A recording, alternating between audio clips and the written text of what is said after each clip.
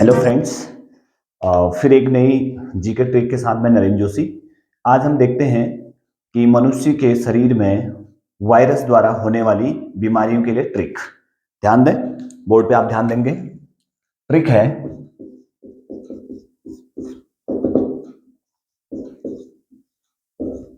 मेरे पीछे ट्रक पड़े, हम गायब जी। एक सेंटेंस लिखा है मैंने, देखिए, मेरे पीछे ट्रक पड़े, हम गायब जी। तो अगर हम बात यहां पे स्टडी करें, मे का अर्थ है मेनिनजाइटिस। मेनिनजाइटिस जो डिजीज है ये ब्रेन से रिलेटेड है। मेनिनजाइटिस। रे का मतलब है रेबीज। आपने नाम सुना होगा हाइड्रोफोबिया, ठीक है ना। हाइड्रोफोबिया, इस रेबीज का जो मरीज होता है वो पानी से डरता है, ठीक है ना। पानी के किनारे या तालाब के किनारे, झरनों के किनारे, नदी के किनारे जाने से क्या करता है, डरता है। इसलिए इसको हम जनरली क्या बोल देते हैं, हाइड्रोफोबिया। हाइड्रोफोबिया। जैसे आपने देखा होगा एक वर्ड आता है एग्जाम फोबिया, एग्जाम के द्वारा, एग्जामों में होने वाला जो डर है एग्जाम फोबिया कहलाता है। इसी प्रकार से जल से इसमें व्यक्ति क्या करता है, डरता है। पी बहुत मानी जानी बीमारी है पीलिया। पीलिया। चे का अर्थ है चेचक। चेचक के टीके की खोज एडवर्ड जेनर ने की थी, ठीक है ना। मेरे पीछे ट्रक, ट्रै का मतलब है यहां से ट्रैकोमा, आंखों की डिजीज है ट्रैकोमा। खौ का मतलब है खसरा, खौ का मतलब है खसरा। मेरे पीछे ट्रक पड़े, पौ का मतलब है यहाँ पे पीलिया आ गया, तो आप इसको ले लो पोलियो। पोलियोमाइटिस नामक वायरस से होता है पोलियो। अड़े, अड़े है तो इसका मतलब है यहाँ पे डेंगू।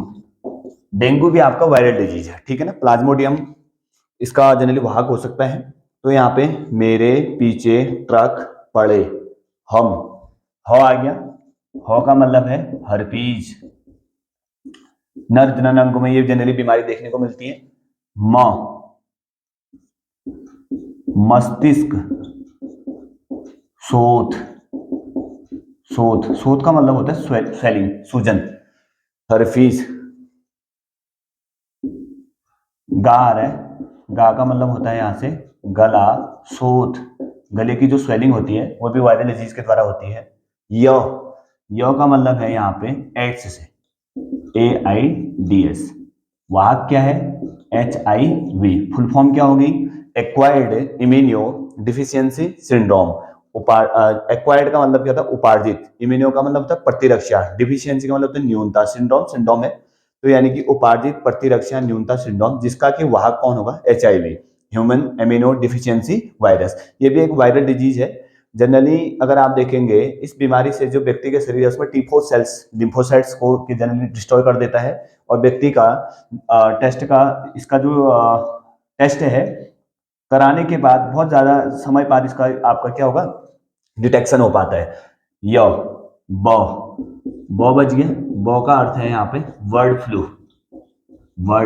फ्लू, एंड जी तो आपका बहुत ज्यादा सटीक वर्ड है यहाँ पे जुकाम, ठीक है ना। तो इतनी बीमारियां ऐसे हैं हमारी बॉडी में जो किसके द्वारा हो रही हैं, वायरस के द्वारा। वायरस की खोज इवानोवस्की ने की थी। और वायरस के द्वारा हमारे शरीर में होने वाली बीमारी को एक छोटी सी ट्रिक है, आपको क्या याद रखना है, मेरे पीछे ट्रक पड़े, हम गायब जी। मे का अर्थ है मेनिंजाइटिस, रे का अर्थ है रेबीज, जिसको हम हाइड्रोफोबिया के नाम से भी जानते हैं, ओके। एंड पी का मतलब है पीलिया, पीलिया के लिए भी आपका जो वाहक का काम करता है वो वायरस करता है। चेचक है, चेचक के टीके की खोज मैंने अभी बताया था एडवर्ड जेनर ने, ट्रैकोमा आंखों की बीमारी है, ठीक है ना। खसरा, पौ का अर्थ यहाँ पोलियो है, अड़े का मतलब है डेंगू, एंड हर्पीज है, ये नर जनन अंगों में जनरली देखने को मिलता है। मस्तिष्क शोथ, यानी कि ब्रेन का फीवर जनरली आ जाता है, मस्तिष्क में ब्रेन में क्या हो जाती है, स्वेलिंग हो जाती है। गौ का मतलब यहाँ गला शोथ है, गले में कोई स्वेलिंग जो होती है जनरली वायरल डिजीज से हो सकती है। एड्स का मैंने वहां वायरस बताया था HIV। और एड्स के डिटेक्शन के लिए टेस्ट किया जाता है एलिसा, याद रखेंगे। बहुत एग्जाम में पूछा जाता है कि एड्स के डिटेक्शन के लिए कौन सा टेस्ट किया जाता है? एलिसा। इसका पूरा नाम है एंजाइम लिंक्ड इम्यूनोसॉर्बेंट एसे। फिर बता दे रहा हूं, एंजाइम लिंक्ड इम्यूनोसॉर्बेंट एसे। ये टेस्ट किया जाता है जनरली एड्स के लिए। जैसे टाइफाइड के लिए विडाल किया जाता है, उसी प्रकार से एड्स की बीमारी की जानकारी के लिए क्या किया जाता है? ELISA test. विश्व एड्स दिवस जनरली हम 1 दिसंबर को मना देते हैं, ठीक है। वॉ का अर्थ क्या है? बर्ड फ्लू, और जौ का अर्थ क्या है? जुकाम। तो ये सारी जो बीमारियां लिखी है मैंने, ये मनुष्य के शरीर में किसके द्वारा होती हैं? वायरस के द्वारा। वायरस में जेनेटिक मटेरियल जनरली आरएनए देखने को मिलेगा, ठीक है ना। तो वायरस आपके बहुत ऐसे वायरस को हम जनरली बोलते हैं the connecting link between living and non living organism, ठीक है ना। जो लिविंग ऑर्गेनिज्म होते हैं और नॉन लिविंग ऑर्गेनिज्म होते हैं, उनके बीच की कनेक्टिंग लिंक है। और ये क्या होता है कि मनुष्य के शरीर में एड्स का जो वायरस है बहुत लंबे समय तक क्या हो सकता है? निष्क्रिय अवस्था में पड़ा सकता है, ठीक है ना। और इसका जो वायरस होते हैं, वायरस को हम क्रिस्टलीकृत कर सकते हैं, अर्थात अंदर क्रिस्टल बना के हम उनको सेपरेट भी कर सकते हैं, बहुत लंबे समय तक रख सकते हैं। इसलिए ह्यूमन बॉडी के अंदर वायरस जब अंदर आपका इन्फेक्ट करता है, तो वो क्या करता है? बहुत लंबे समय तक क्या कर देता है आपका, कि निष्क्रिय अवस्था में भी बना रहता है। तो आपने देखा होगा बीच में बहुत ज्यादा हम कोरोना महामारी से हम सभी अवगत हैं। तो कोरोना महामारी में भी जो वायरस जो डिजीज थी वो वायरल डिजीज थी। तो इसका जो वायरस होता है बहुत लंबे समय तक क्या कर दिया जाता है? एक निष्क्रिय अवस्था में रहता है। तो वहां पे कोरोना वायरस के डिटेक्शन के लिए आपने एक टेस्ट वर्ड यूज किया होगा, आरटीपीसीआर। आरटीपीसीआर का मतलब क्या है? Reverse transcriptase polymerase chain reaction.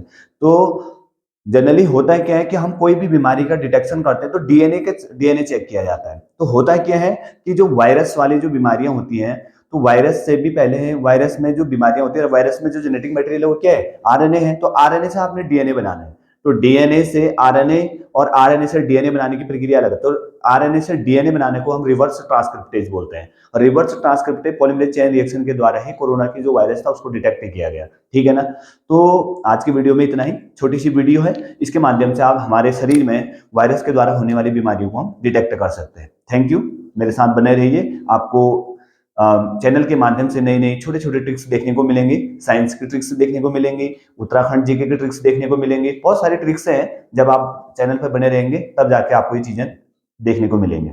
Thanks watching for NJ classes.